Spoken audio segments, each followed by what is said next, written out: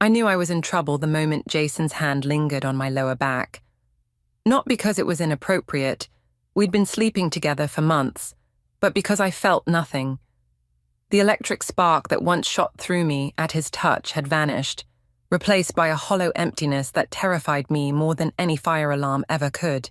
"You look stunning tonight, Alyssa," he whispered, his breath warm against my ear. The annual holiday party buzzed around us, a sea of colleagues in festive attire, clutching flutes of mediocre champagne. I forced a smile. "Thanks. You clean up nice yourself." The words felt mechanical leaving my mouth. Jason Bennett, the charismatic CEO who'd swept me off my feet 11 months ago, stood before me in a perfectly tailored suit that probably cost more than my monthly rent. His salt and pepper hair was styled just so, and his cologne, something expensive and woody, enveloped me like a familiar blanket. Every woman in the room stole glances at him. I used to feel special being the one he chose to look at. Now I just felt tired. "I need to mingle," he said, squeezing my hip before disappearing into the crowd. I watched him work the room, stopping to chat with board members, laughing at the right moments, touching arms and shoulders with practiced precision. The man was a master at making everyone feel important. It had worked on me, too. "Earth to Alyssa." Callie appeared beside me, 2 fresh drinks in hand. "You're staring again." I accepted the champagne gratefully. "Just observing the Jason Bennett show. It's quite the performance." Callie sipped her drink, eyeing me over the rim. "You okay? You seem off tonight." "I'm fine." I wasn't. The truth was, I'd been feeling this disconnect for weeks. Something about Jason and me had shifted, and I couldn't pinpoint when or why. "If you say so." Callie didn't believe me. Best friends rarely do. "Isaiah was looking for you earlier. Something about the Peterson account." I groaned. "Can't escape work even at the holiday party. That's what happens when you're the rising star of marketing." She nudged my shoulder playfully. I spotted Isaiah across the room, deep in conversation with the CFO. At 45, my mentor had the kind of wisdom that came from navigating corporate politics for 2 decades. He'd taken me under his wing 3 years ago, and I owed much of my success to his guidance. "I'll catch him later," I said, not wanting to interrupt. The evening continued its predictable course. Speeches from executives, an awkward gift exchange, increasingly loud conversations as the alcohol flowed freely. I played my part, networking and laughing at jokes that weren't funny, all while feeling increasingly detached from the scene around me. At 10:17 p.m., everything changed. The fire alarm blared through the hotel ballroom, its piercing wail cutting through music and chatter. For a moment, everyone froze, exchanging confused glances, wondering if this was some planned entertainment. Then we smelled the smoke. "Everyone remain calm and proceed to the nearest exit," a hotel staff member announced, voice steady but urgent.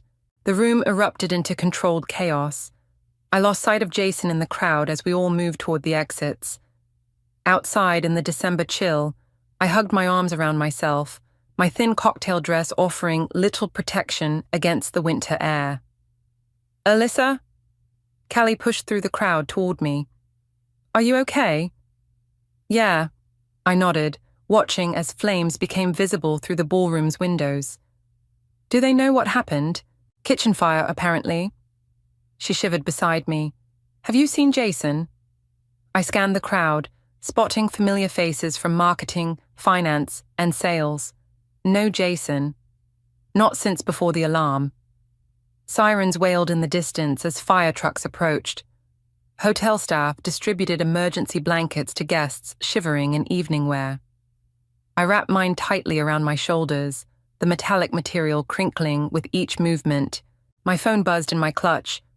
Probably Jason, I thought, fumbling to retrieve it with cold fingers. The email notification on my screen wasn't from Jason. The sender was unfamiliar. ebennett@gmail.com. E. Bennett. Eloise Bennett? Jason's wife. My stomach dropped. Ex-wife, he'd told me. They'd been separated for over a year, divorce nearly finalized. That's what he'd said when we first started seeing each other. The subject line read, "What Jason Bennett doesn't want you to know." My thumb hovered over the notification, heart hammering against my ribs. Around me, colleagues murmured about the fire, about ruined plans and smoke-damaged clothes. None of it registered. The world had narrowed to just my phone screen and that email. "Alyssa?" Callie's voice seemed distant. "You look like you've seen a ghost." I glanced up, searching the crowd one more time. This time I found him, Jason, standing across the parking lot, phone pressed to his ear, gesturing animatedly. As if sensing my gaze, he turned. Our eyes locked for a brief moment before his expression changed from surprise to something darker. He ended his call abruptly and started walking toward me. I looked back at my phone and opened the email. The email loaded painfully slowly, each second stretching into eternity as Jason made his way through the crowd toward me. My fingers trembled, not from the cold but from the dread pooling in my stomach. "I think you should know the truth about the man you're sleeping with." The first line hit me like a slap. Below it were 3 attachments and a message that turned my insides to ice. "Jason and I are still very much married. The separation is a convenient fiction he uses with women like you. I've attached our most recent family photo, 2 months ago, our joint tax filing from last month, and a screenshot of his text to me from yesterday about our anniversary plans next week. I'm sorry to be the one to tell you this. You're not the first, and you won't be the last." I stared at the words, reading them again and again, as if they might rearrange themselves into something less devastating. With numb fingers, I opened the first attachment. There they were, Jason, Eloise, and their teenage son at what looked like a lakeside cabin, arms around each other, smiling. The date stamp showed it was taken 8 weeks ago, when Jason had told me he was at a conference in Seattle. "Alyssa." His voice cut through my shock. Jason stood before me now, concern etched across his features so convincingly that for a second I questioned the evidence on my phone. "Are you okay? I've been looking everywhere for you." I looked up at him, this man I'd given 11 months of my life to, whose bed I'd shared just last night, and felt something inside me crack open. "Who's he, Bennett?" I asked, my voice steadier than I felt. His expression flickered, so briefly I might have missed it if I hadn't been watching for it. Confusion, then recognition, then the smooth reassurance I'd come to rely on. "My ex-wife's been causing problems again." He sighed, reaching for my hand. "I'm sorry about that. She's been unstable since I left." I pulled my hand away. Funny, because according to these, I turned my phone screen toward him, showing the family photo. "You haven't left at all." The mask slipped. For one unguarded moment I saw it, calculation behind those warm brown eyes I'd once found so trustworthy. "Let's not do this here," he said, glancing around at our colleagues who were starting to notice our tense exchange. "It's complicated, Alyssa. Let me explain everything somewhere private." "Complicated?" I laughed, the sound harsh even to my own ears. "Is that what you call lying to my face for almost a year?" Callie appeared at my side, her presence solid and reassuring. "Everything okay here?"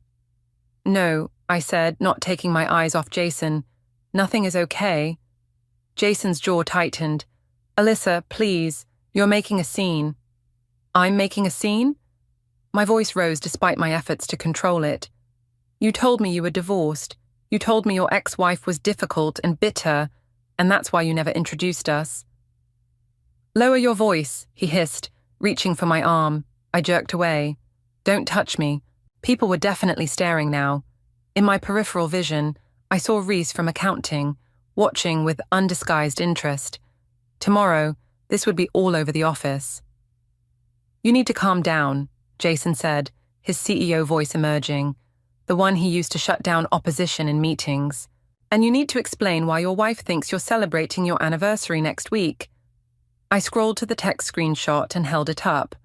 "Or why you filed joint taxes last month when you told me your divorce was final in June." His face hardened. "This isn't the place." "Then where is the place, Jason? Your actual home with your actual wife? Callie's hand found my shoulder, squeezing gently. Alyssa, maybe we should go. The fire department's letting people back in to get their things. I nodded, suddenly exhausted. The adrenaline that had propelled my confrontation was ebbing, leaving behind a hollow ache in my chest. We're not done discussing this, Jason said, his voice low. There are things you don't understand. I understand perfectly. I turned away, letting Callie guide me toward the hotel entrance. We retrieved our coats and bags in silence. My mind raced through every moment with Jason, every promise, every intimate confession, all of it tainted now, all of it suspect. Want to talk about it? Callie asked as we waited for our Uber. Not yet. I stared at my phone, scrolling through the rest of Eloise's email. The final paragraph stopped my breath. If you're wondering why I'm telling you this now, it's because I found something in Jason's private accounts yesterday. He's been embezzling from the company, your company, for years. The evidence is in his home office. I'm done protecting him, and I thought you should know exactly who you're dealing with before he drags you down too. My mind whirled with implications. If this was true, if Jason was stealing from the company, it explained so much. The mysterious budget shortfalls in projects he oversaw. The financial reviews he'd postponed repeatedly. The way he'd discouraged me from looking too closely at certain accounts.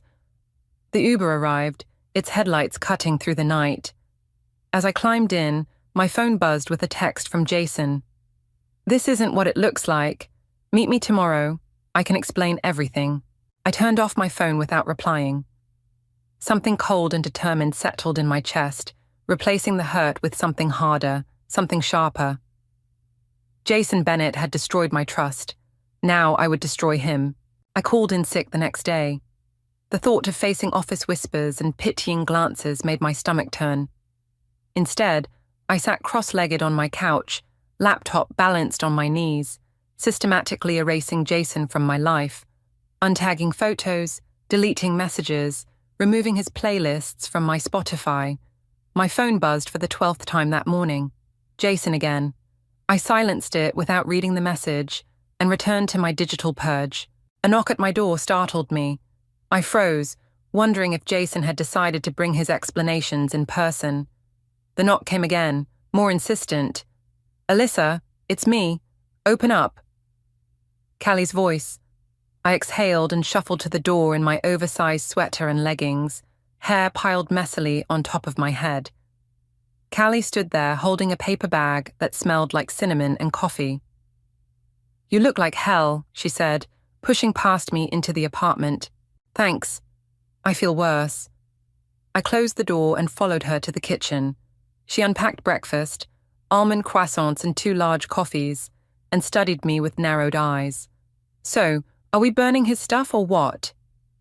A laugh escaped me, surprising us both. I don't have much of his stuff.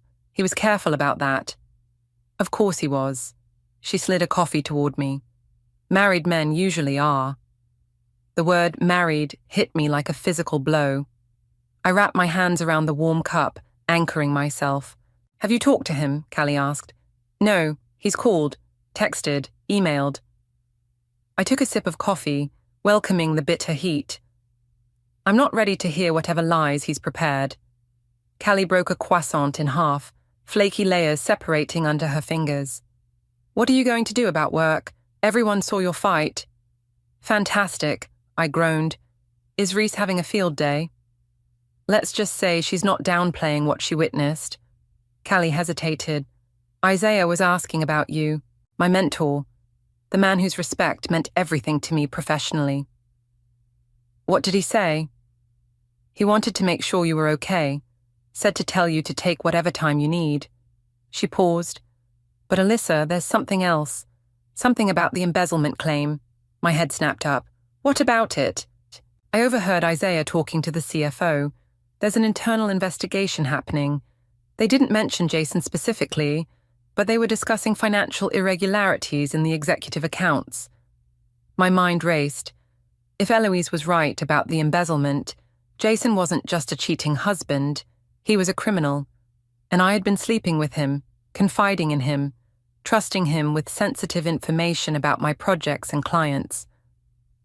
"I need proof," I said, more to myself than to Callie. "Proof of what? That he's married? You already have that." "No, the embezzlement. If he's stealing from the company, that's my leverage."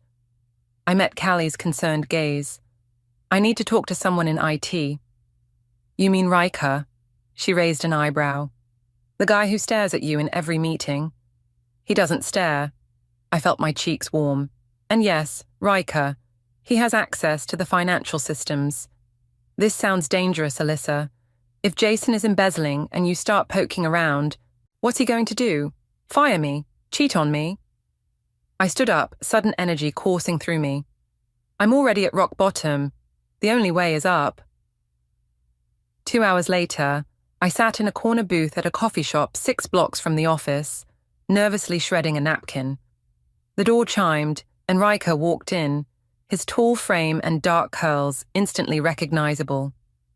He spotted me and wove between tables, sliding into the seat across from me. "This is very cloak and dagger," he said with a half smile. "Secret coffee meetings during work hours."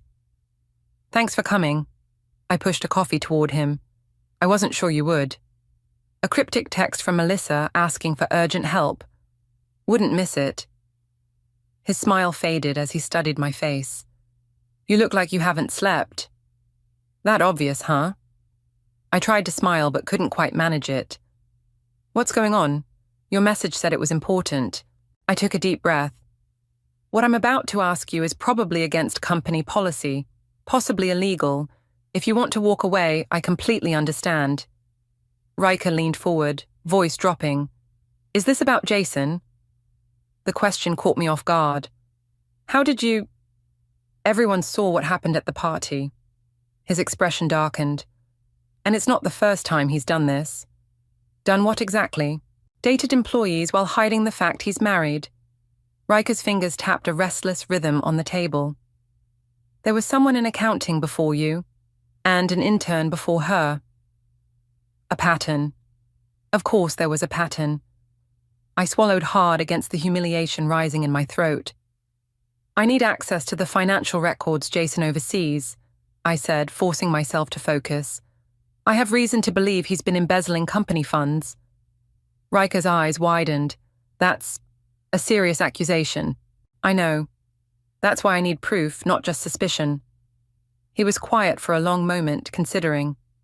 "I could lose my job for this." "I understand. Like I said, you can walk away." "I didn't say I wouldn't help." His eyes met mine, something fierce and determined in them. "Jason Bennett isn't who everyone thinks he is. I've been waiting for a chance to prove it." "What do you mean?" Riker glanced around before leaning closer. 2 years ago, my sister worked in HR. She found discrepancies in executive expense reports, specifically Jason's. When she raised concerns, she was fired within a week, officially for performance issues. Understanding dawned. "This is personal for you." "Yes." His jaw tightened. "So what exactly are we looking for?" As I outlined what I needed, something shifted inside me. The hurt and betrayal were still there, but alongside them grew something new, a cold, clear purpose. This wasn't just about a man who had lied to me. This was about justice. "I can get you what you need," Riker said finally. "But Alyssa, be careful. If Jason realizes what you're doing..." "I know the risks." What I didn't say was that I welcomed them. For the first time since reading Eloise's email, I felt something other than pain. I felt powerful. 3 days later, I returned to work with armor carefully constructed, a crisp black pantsuit, hair pulled back in a sleek ponytail, makeup applied with precision to hide the shadows under my eyes. I'd rehearsed responses to potential questions, prepared neutral expressions, and steeled myself against the inevitable gossip. What I hadn't prepared for was the silence. Conversations hushed as I walked through the marketing department. Glances slid away from mine. Even Reese, who thrived on office drama, merely watched me with calculating eyes as I passed her desk. "Welcome back," Isaiah said when I knocked on his office door. His smile seemed genuine, but something in his eyes, concern, maybe pity, made my spine stiffen. Thanks. I had that stomach bug going around. The lie tasted bitter. Of course. He gestured to the chair across from his desk. Have a seat. We should discuss the Peterson campaign. For 20 minutes, we talked strictly business. Isaiah reviewed my proposal, suggested minor adjustments, and approved the budget. Normal, professional. As if he hadn't witnessed my public meltdown with the CEO. As I gathered my notes to leave, he finally broached the subject. Alyssa, about what happened at the holiday party. I'd rather not discuss my personal life at work, I cut in, my tone sharper than intended. Isaiah leaned back, studying me. Fair enough, but as your mentor, I need to say this. Be careful about the battles you choose. Some aren't worth fighting. A chill ran through me. What does that mean? It means Jason has a lot of influence in this industry. I'd hate to see your career affected by personal complications. The warning was clear, wrapped in concern though it was. Don't rock the boat. Don't challenge the powerful. Don't make waves.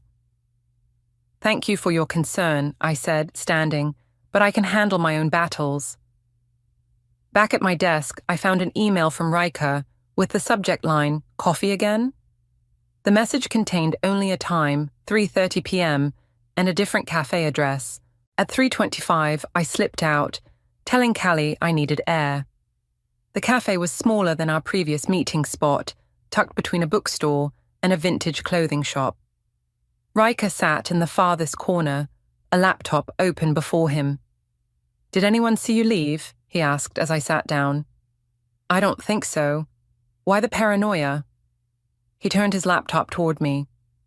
Because I found something. Several somethings, actually. The screen showed a spreadsheet of financial transfers, dates, amounts, account numbers. Nothing immediately incriminating to my untrained eye. What am I looking at? These are transfers from the company's operational fund to various vendor accounts. His finger traced a column of numbers.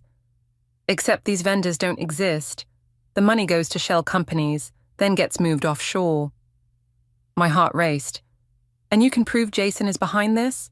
That's where it gets complicated. Riker scrolled to another document. The authorizations come from his department, but they're executed using the CFO's credentials. Either they're working together, or Jason is setting someone else up to take the fall. I finished his thought, the pieces clicking together. Exactly. Riker looked grim. There's more.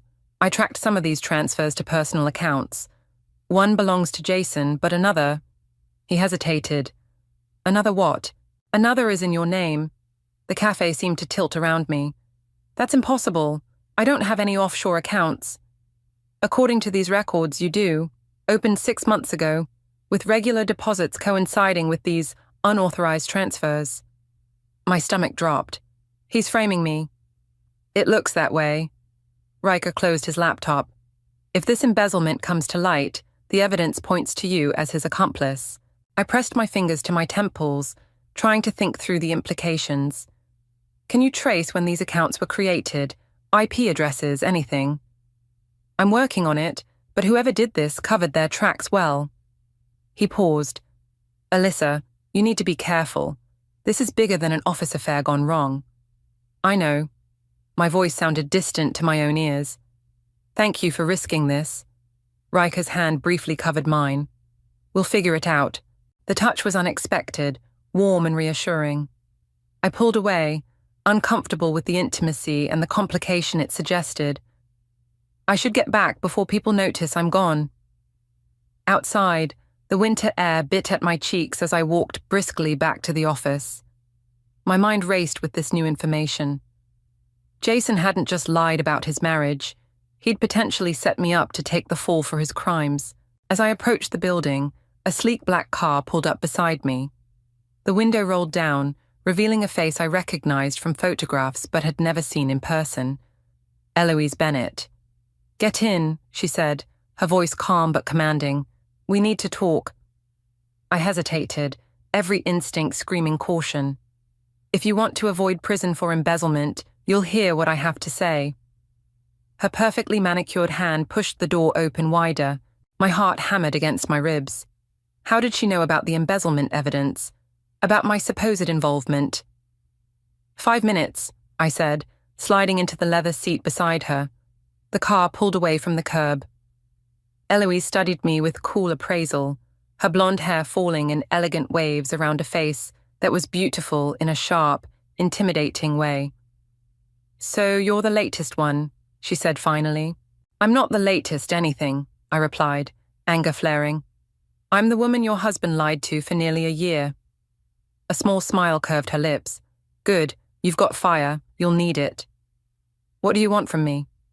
"An alliance." She reached into her designer handbag and withdrew a flash drive. "This contains evidence of Jason's embezzlement going back 3 years, evidence that clears you and implicates him beyond doubt." I stared at the small device. "Why would you help me?" "Because I want the same thing you do." Her eyes, the same warm brown as Jason's but infinitely colder, locked with mine. "I want to destroy him, and I can't do it alone." The flash drive sat between us like a loaded gun. "Why now?" I asked. "Why not turn him in years ago?"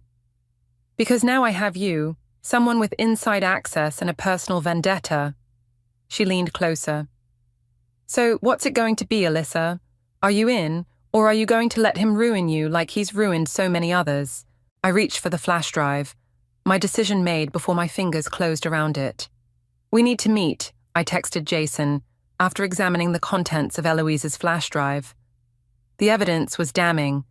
Emails, account transfers, and recordings that proved his embezzlement scheme and his deliberate attempt to frame me. His response came immediately. "My office, 7 p.m.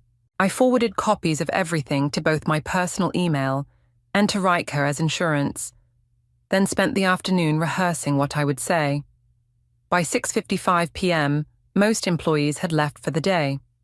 I stood outside Jason's corner office, smoothing my blazer and taking deep breaths. Through the glass wall, I could see him at his desk, phone pressed to his ear, gesturing emphatically. When he spotted me, he ended his call abruptly and waved me in. "Alyssa." He stood, coming around his desk with arms outstretched as if to embrace me. I stepped back. "Don't." His arms dropped, but his smile remained, that practiced, charismatic smile that had once made my heart race. Now it just made my skin crawl. "I've been worried about you," he said, perching on the edge of his desk. "You haven't returned my calls." "I've been busy." I remained standing, maintaining distance between us, learning some interesting things about you.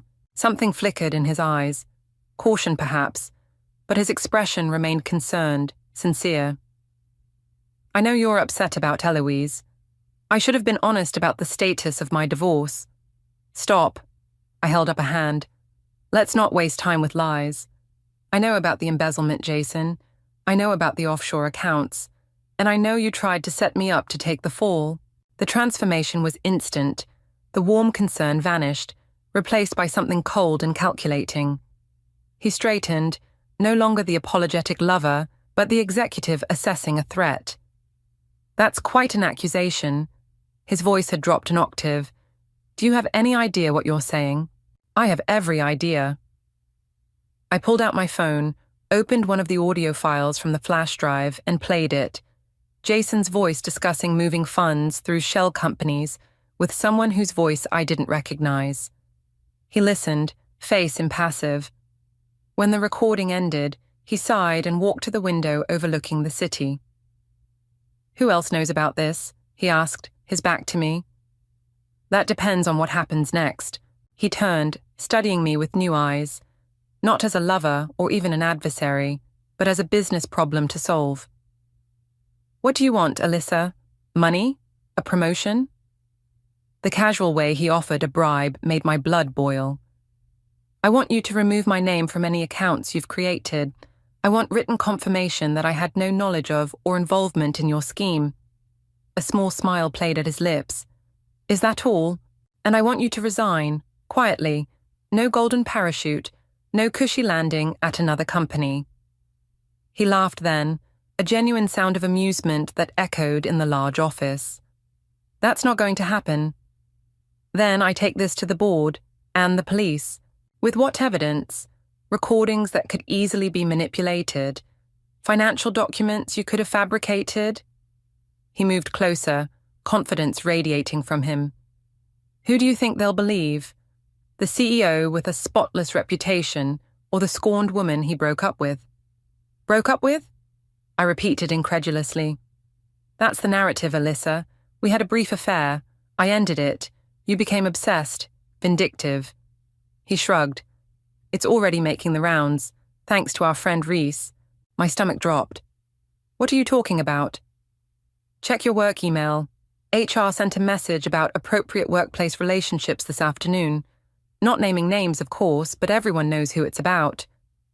I pulled out my phone and saw the email. A company-wide reminder about the policy against harassment and creating hostile work environments. The timing wasn't coincidental. You're setting me up as the unstable ex, I realized aloud. It's nothing personal. He returned to his desk, the picture of a man unbothered. Just business. This isn't over, I said, fighting to keep my voice steady. It is, though. He sat down, already turning his attention to his computer. I'd start looking for another job if I were you. Your reputation here is compromised. I left his office with my hand shaking, not from fear, but from rage. In the elevator, I checked my phone and found a text from Callie. We need to talk, now. I met her in the parking garage, where she paced beside her car. What the hell is going on?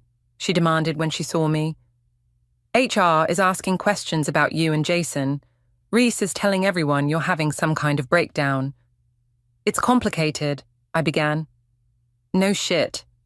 She crossed her arms. I'm your friend, Alyssa. Talk to me. I hesitated, weighing how much to reveal. Jason is trying to discredit me because I found out something he doesn't want exposed. The embezzlement? I stared at her. How do you... Because I've been helping Isaiah gather evidence for months. She lowered her voice. The CFO noticed discrepancies last year.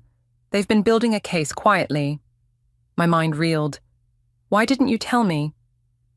Isaiah thought you might be involved because of your relationship with Jason.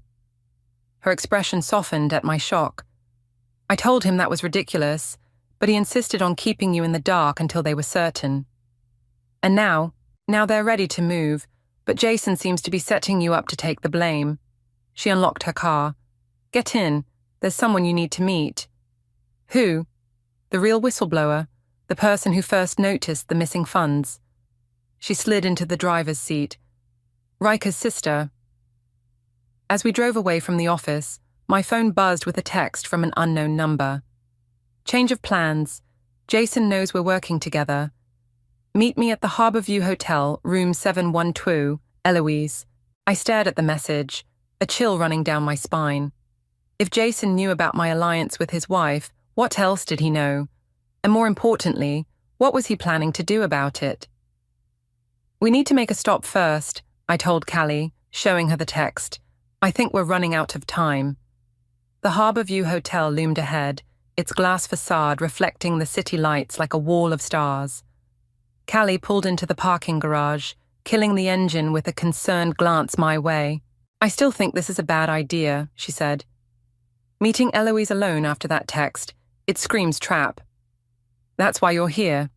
I checked my phone again. No new messages. If I'm not back in 30 minutes, call Riker. Why not just call the police? With what? We need more concrete evidence before involving them. I unbuckled my seatbelt. Besides, if Jason is setting me up, the last thing I need is to look more unstable by making accusations I can't prove. Callie grabbed my arm. Just be careful. Jason's already showing how far he'll go to protect himself. The elevator ride to the 7th floor gave me time to rehearse what I'd say to Eloise. We needed to coordinate our approach, especially now that Jason knew we were working together. The hallway was quiet, my footsteps muffled by plush carpeting as I approached room 712. I knocked softly. No answer. I knocked again, louder. Eloise? It's Alyssa. Still nothing. Unease prickled along my spine. I tried the handle, unlocked. The door swung open to reveal a dimly lit suite, curtains drawn against the night. Eloise? The room appeared empty, the bed still made, no personal items visible. I stepped inside, letting the door close behind me. Something felt wrong. I was wondering if you'd come. I whirled around. Jason stood by the bathroom door, his expression unreadable in the low light. Where's Eloise? I demanded, backing toward the exit. Not here, obviously. He moved into the room, blocking my path to the door. She didn't send that text.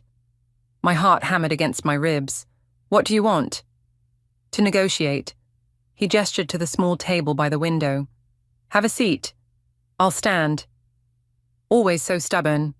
He sighed, loosening his tie. That's what I liked about you, Alyssa. Your determination, your unwillingness to back down. Save the compliments. You've made your position clear.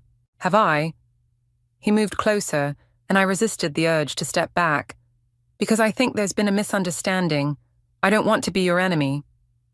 You framed me for embezzlement and told HR I'm having a breakdown. That's pretty hostile. Insurance policies. He shrugged. You threatened me. I protected myself. That's business. This isn't business. This is my life you're messing with. And you're messing with mine. For the first time, his calm facade cracked, revealing something harder beneath. Do you have any idea what I've built, what I've sacrificed? Your integrity, your marriage, the company's financial stability. I crossed my arms.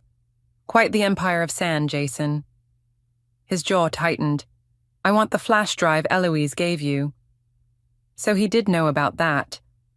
I don't have it with me. Don't lie to me. He stepped closer, invading my space. Eloise is trying to ruin me in our divorce. She's using you. Like you used me. I held my ground despite the alarm bells ringing in my head.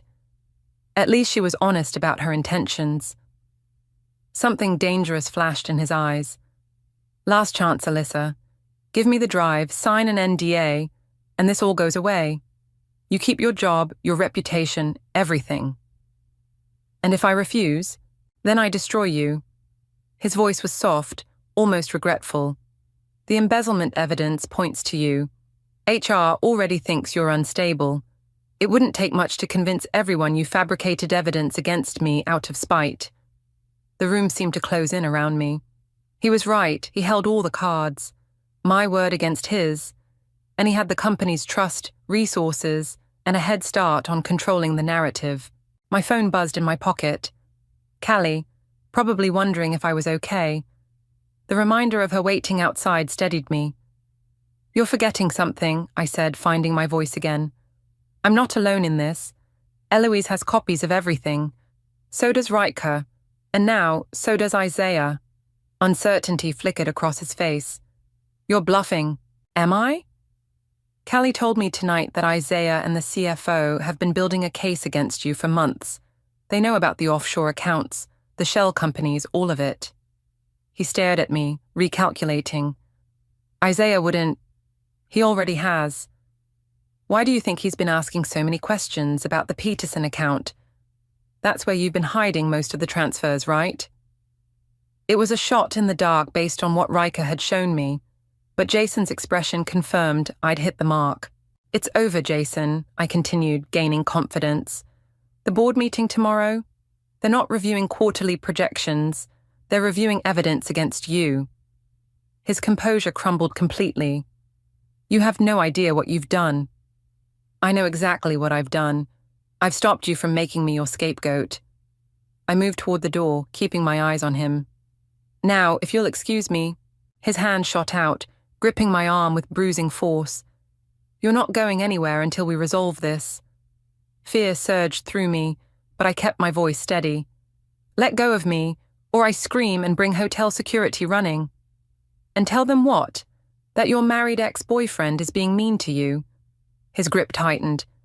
Who do you think they'll believe? The door burst open behind us. Callie stood there, Riker at her shoulder. Everything okay in here? Riker asked, his normally gentle demeanor replaced by something harder as he assessed the situation. Jason released my arm immediately, stepping back with a forced smile. "Just having a private conversation." "Looks like it's over," Callie said, her eyes fixed on the red marks forming on my arm. I moved toward them, relief washing over me. We were just leaving. As we turned to go, Jason called after me. "This isn't finished, Alyssa.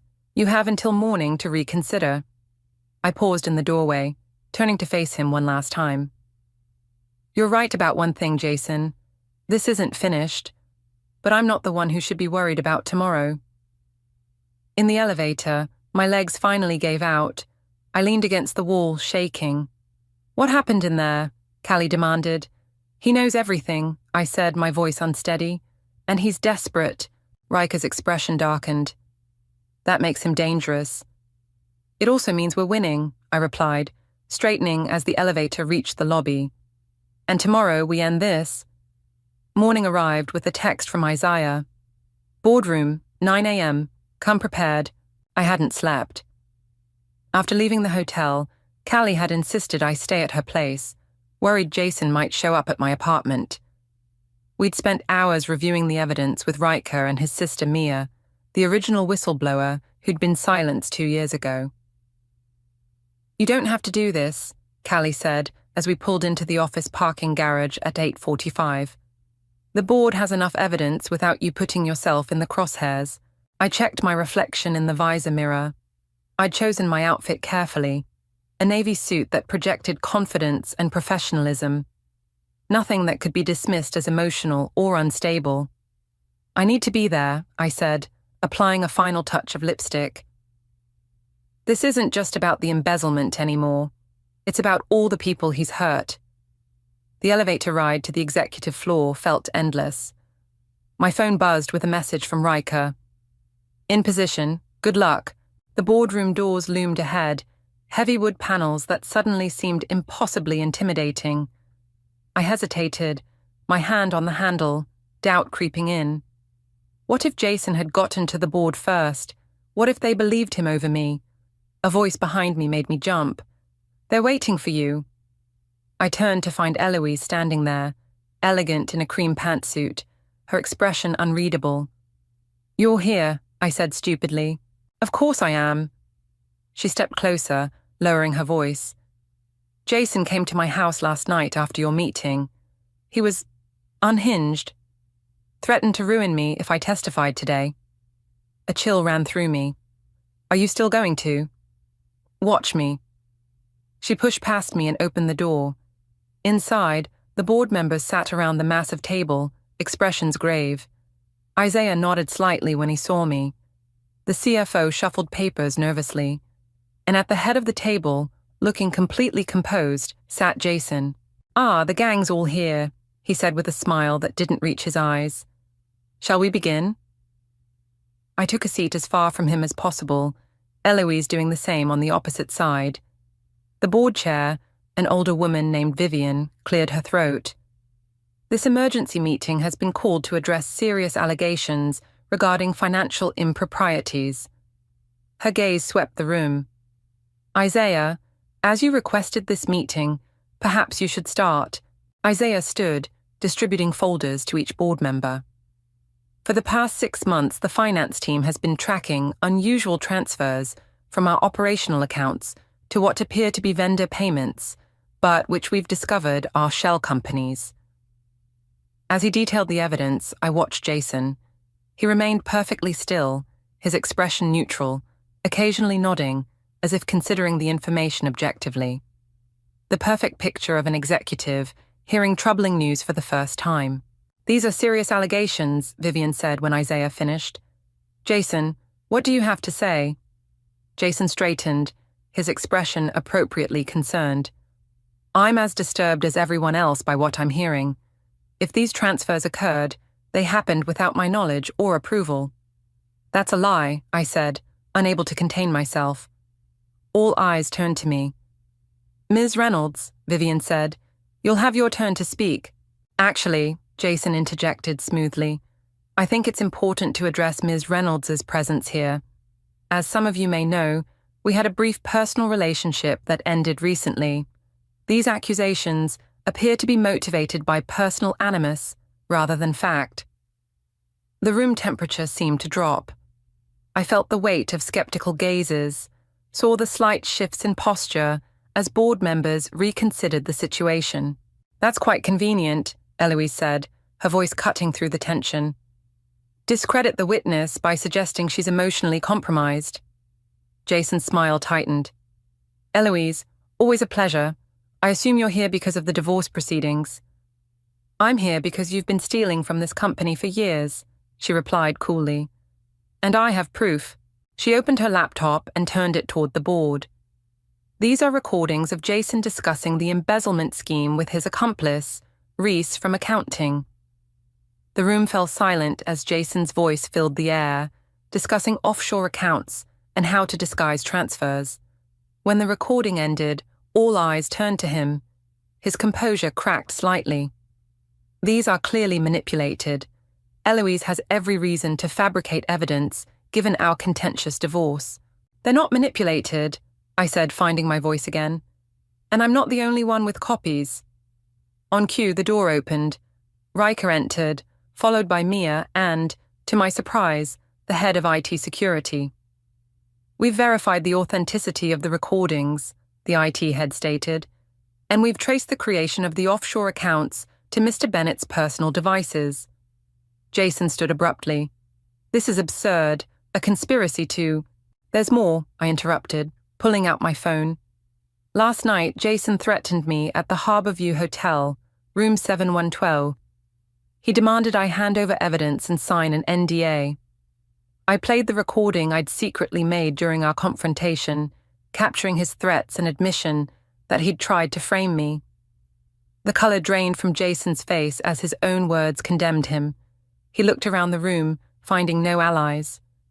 "You recorded me without consent," he tried, his voice hollow. "Single-party consent state," Isaiah replied. "Perfectly legal." Jason's eyes locked with mine, hatred burning in them. "You think you've won?"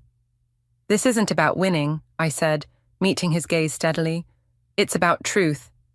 He lunged suddenly, reaching across the table toward me. Board members gasped, chairs scraping as people moved back. But before he could reach me, security officers appeared at the door. Riker had positioned them there in advance. "Jason Bennett," one officer said, "we need you to come with us." As they escorted him out, his mask finally shattered completely. "This isn't over," he shouted, struggling against their grip. "You'll regret this, Alyssa, all of you." The door closed behind them, his threats fading down the hallway. In the sudden silence, I realized I was shaking, not from fear but from relief. It was over. Vivian cleared her throat. "I think we've seen enough. The board will need to discuss next steps, including involving the authorities." As people began to file out, Eloise approached me. "Not bad," she said, the ghost of a smile on her lips.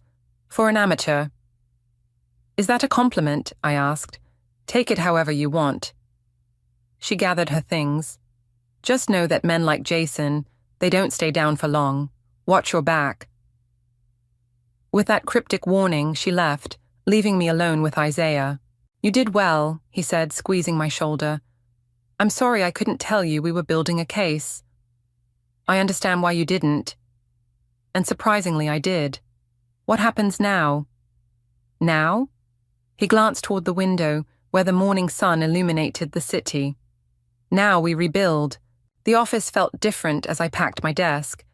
Not because of the whispers that followed me through the hallways, or the awkward smiles from colleagues who didn't know what to say to the woman who'd brought down their CEO. It felt different, because I was different. "You don't have to do this," Isaiah said, leaning against my doorframe. "The board specifically stated they want you to stay." I placed my awards and certificates into a cardboard box. "I know, but I need a fresh start. The interim CEO position is still on the table." He stepped into my office, closing the door behind him. "You're the most qualified person to help rebuild after Jason's damage." I paused, considering the offer I'd already declined twice. "I'm flattered, but my decision is made."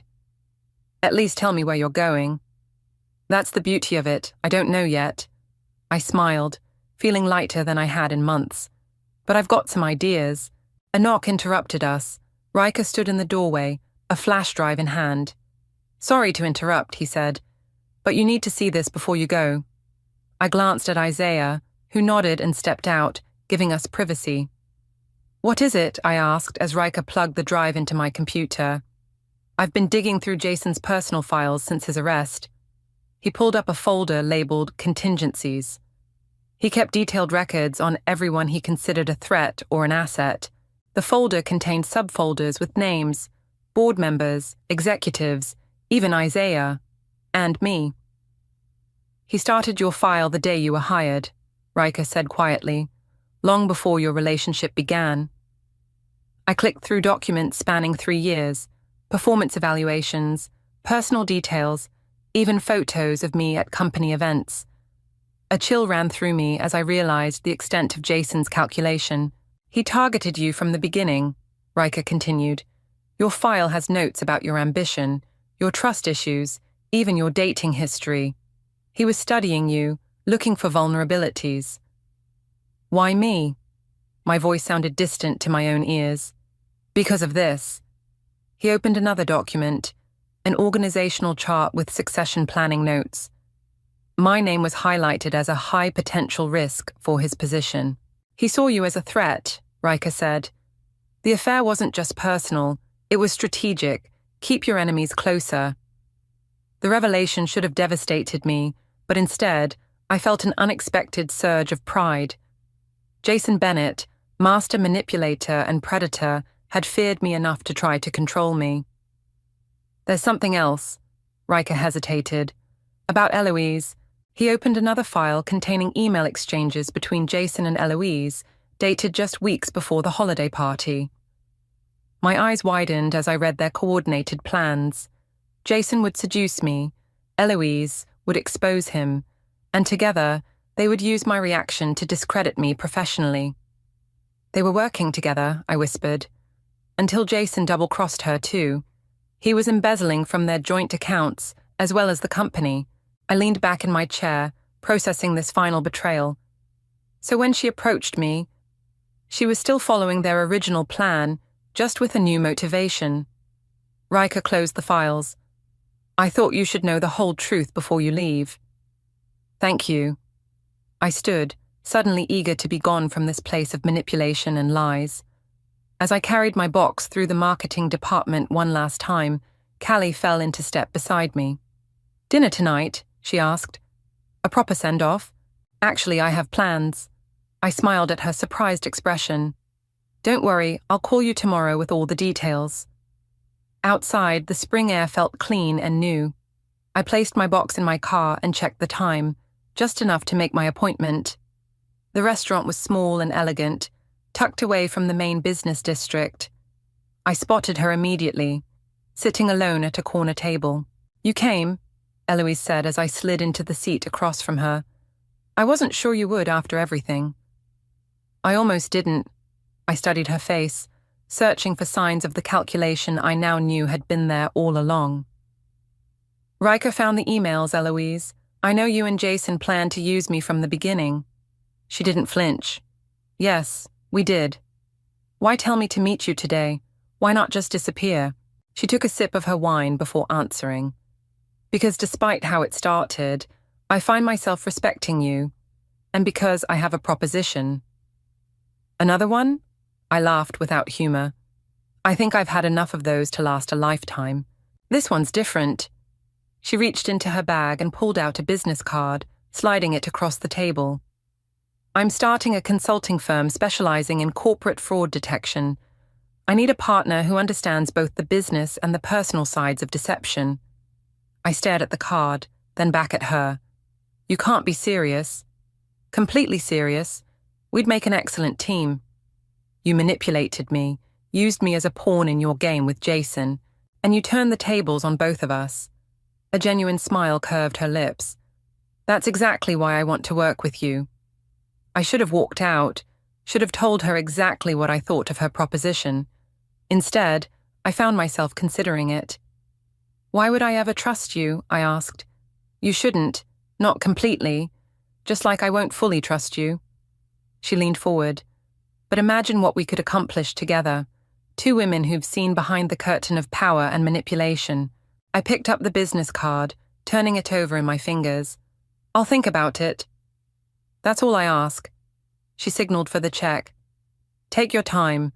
Unlike Jason, I understand the value of patience. As she walked away, I remained at the table, the business card still in my hand. 6 months ago, I'd been a woman defined by what others wanted from me. Jason's lover, the company's rising star, the perfect employee. Now I was something else entirely, a woman who had walked through fire and emerged not just unburned, but illuminated. I slipped the card into my pocket and stepped out into the evening light. Whatever I decided, about Eloise, about my career, about my future, one thing was certain.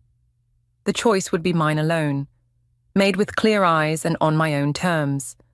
Some fires don't destroy, they transform.